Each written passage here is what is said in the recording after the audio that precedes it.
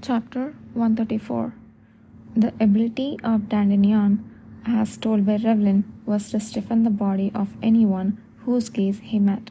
Since he could not stiffen everyone all at once, it would be challenging to win against Ever. Regardless of Dandelion's poor condition, having been imprisoned and drugged for a long time, he couldn't be reasoned with, or perhaps even overwhelmed, if Ever were involved. This was the very reason why Kishir had designated her for this role. What will we do? Either if there are more pieces of evidence left underground than we expect. Upon reflection, I find myself unable to discern what matters most, Gakane asked, as if he had been waiting for the chance to do so.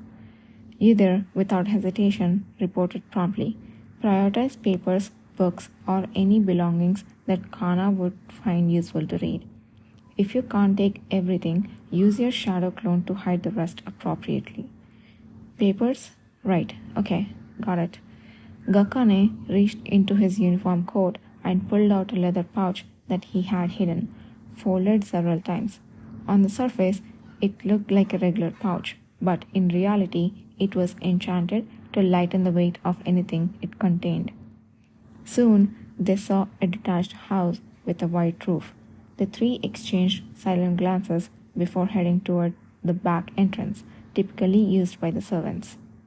This entrance, which led straight to the detached house, was the easiest point of entry, a fact taught to them by none other than Revlin.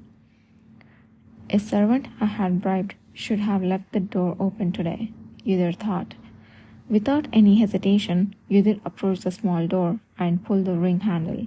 The door opened smoothly without resistance. Even though the kitchen still had all the food intact, there is no sign of anyone. Kishir's predictions must have been right, Yudhir surmised. He looked around the kitchen, noticing the piles of dishes that had likely been washed just hours before and neatly arranged fruit and grains. The only explanation for the absence of any servants, despite these clear signs of recent activity, was that everyone had been deliberately sent away, excluding those needed to move the experimental awakeners trapped underground. Even though they did this fearing Kishir might show up, they probably didn't expect it would make our job easier as well, he mused. Kishir had predicted that even if Apeto's household sent all the servants from the detached house away, Dandelion, confined on the third floor, would still be held captive. Dandelion was not an experimental subject, but an official escort of Revlin, who was technically imprisoned to serve a punishment. There would be no reason to hide him, since they had nothing to fear even if his presence was discovered. Could the humans of Apeto's household have imagined they were so tightly within Kishir's grasp? Yudhir gestured for Ever and Gakane to proceed inside as he glanced at them. Words of greeting were unnecessary among the trio. Once he confirmed that Ever and Gakane had entered through the open door and moved in opposite directions, Yudhir closed the kitchen door. His destination wasn't further into the building, but the shed next to a wall outside. According to Revlin's map, that place was the entrance to the basement passage of the detached house. With no hesitation, Yudhir stepped in, inspecting the ground. He soon found a door not entirely closed, hidden amongst the food sacks stacked around him. A faint scent of blood seemed to waft amidst the faint footsteps scattered haphazardly around him. Yudhir took a deep breath, then opened the door and descended downwards. The words of Kishir, who had talked about this place last night, sprung up vividly in his mind. The ultimate destination is likely to be the forest at the far west of the mansion grounds. It's dense with trees, out of sight from everyone, and with a shrine and prayer house set up. It's deemed ideal for hiding people. The underground passage was big enough for a car to pass through, and magic stones were embedded in the walls, preventing it from being too dark. As the place originally used to deliver groceries from outside to Apeto mansion at dawn, it was indeed well maintained for its purpose. Yudhir walked, finalizing the task he had to do. First, as soon as the awakeners, priests, and servants, including the elder priest of Beltrail, are found, they are to be immediately suppressed and rendered unconscious. Then, after taking the awakeners who are held captive, return via this passage to complete the mission and meet up with Evar and Gakane. After that, go outside and make contact with the waiting Paleta Knights. That's all. In order to lead the awakeners, said to number around 20, quite a lot of people must have been mobilized from Apeto mansion.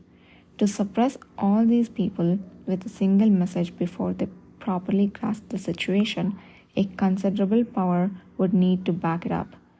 Yudhir looked down at his own hand, wrapped in black gloves, and clenched and unclenched his fist lightly. The condition is good. I can do this. However, not long after gathering his resolve, Yudhir suddenly smelled a pungent odor. At first, he thought it was just his imagination, but it wasn't. The source of that familiar and intense smell became clearer as he moved forward. This is... Yudhir stopped in his tracks in front of a corpse lying dead in the middle of the corridor. The nameless man lay dead with his mouth open, displaying an expression full of terror, tightly grasping the handle of a dagger buried in his chest. A foreboding chill brushed his spine. Yudhir instantly sprinted forward. More corpses appeared in his path.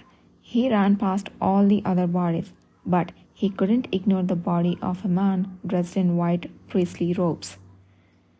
The man in the priestly robes was lying in a slightly different position than the other corpses. Yudhir noted that the priest must have died due to his head being smashed against the corridor wall. He cautiously reached out and pulled the corpse by the shoulder. The stiff body fell to the ground. The blood-soaked face was no different from the other corpses he had seen. His eyes were wide open and his mouth was agape, an expression clearly reflecting intense fear. All the bodies lay dead with expressions of sheer terror. The priest had died by smashing his own head, but all the others had their chests pierced by a weapon, clutching the handle as they fell. Could all this really be a coincidence? Yudhir left the body of the priest and turned to run again. His heart began to pound even harder than before, perhaps because of the growing sense of dread. Soon, the exit leading to the western forest appeared. A noisy sound came from the open exit. Slowing his pace and killing his presence, Yudhir hid against the wall and peered out of the landscape beyond. Who on earth are you? An underling of Duke Paleta? The first sight that met his eyes was the back of a man donned in a large hat and cloak, and countless bodies laid out before him. Yudhir's eyes widened when he noticed among the fallen, the one struggling to stay upright and howling in pain was none other than the elder priest Beltrail Shan Apeto. How dare you do such a thing? If I knew you were an awakener, I would have... Beltrail, his forehead split and half of his face soaked in blood, raised his bloodshot eyes to howl in despair. Then he suddenly coughed, spewing blood. He kept coughing up blood until his face turned deep red and then finally fell forward, gasping for air. The cloaked man, who had been quietly watching him, finally chuckled and flipped his hat backward to remove it. For someone who claimed to know more about the Awakeners than anyone else, you seem quite surprised. That's not entertaining at all, priest. A chill ran down his spine the moment he heard the cold voice. Udir instinctively clenched his fist, then slowly relaxed it. He had a hunch seeing the corpses on his way here, but confronting the reality was a different matter.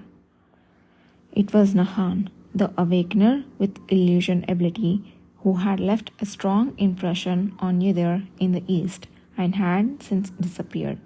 He stood in the Apeto estate, nonchalantly stepping over bodies, laughing. Beltril Sean Apeto, who had lived his entire life as a reverend elder priest, was trembling in shock as he looked up at the horrifying face of the man standing over him, half distorted and half unscathed, laughing. He had researched the Awakeners since their first appearance in this world, and had always thought he knew them better than anyone else. This current situation was beyond his belief.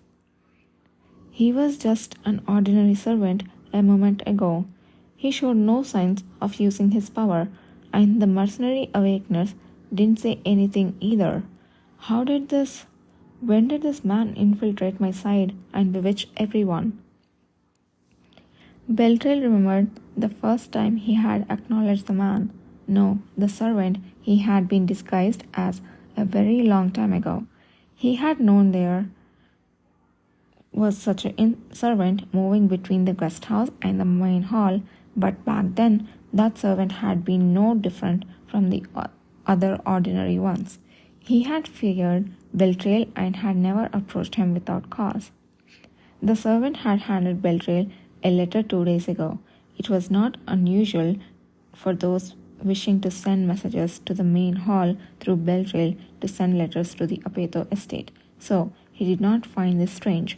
But the contents of the letter were a little peculiar. The author of the letter introduced himself as an emissary who had come for the festival from abroad. He had expressed his personal interest in the research of the Awakeners that Beltrail had been publishing and politely requested to meet and have a conversation. To Beltrail, who was seeking a path to continue his research beyond Lenore and the Apoto family, this letter had arrived at a very opportune time.